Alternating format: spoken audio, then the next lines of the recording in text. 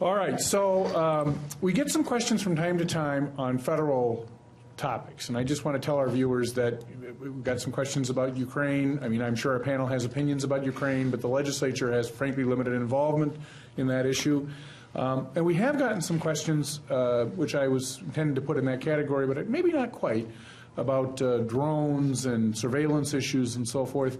There have been some state legislatures that have had discussions or maybe have even passed laws in that area. So I will ask that question. We have a couple of viewers who are concerned about that. Are there any bills moving that deal with either of those two topics, surveillance or drones? I've heard a little bit of conversation about it, and from constituents I've also heard some concerns.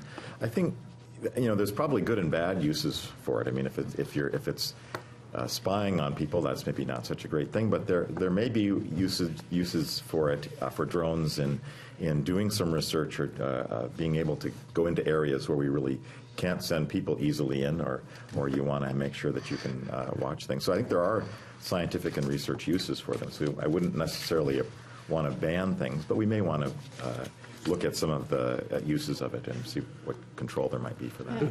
There were a couple of bills introduced last year. Yeah, that's right. But I haven't heard that they were moving at all, but I know that it was discussed last year. And the only other similar thing I can remember is a bill in the House that's on transportation that might be the cameras and traffic stops. But in this case, it's for work zones is what it's been proposed, and I believe that bill is running in the House. So that's the only thing I can think of that is similar. I think there's some uses for drones, especially in the agricultural industry. I think there could be some real good uses there. But I think when we start talking about that and moving legislation like that forward, we have to make sure that we have the parameters and explicitly state what the uses can be and make sure we have a control on that.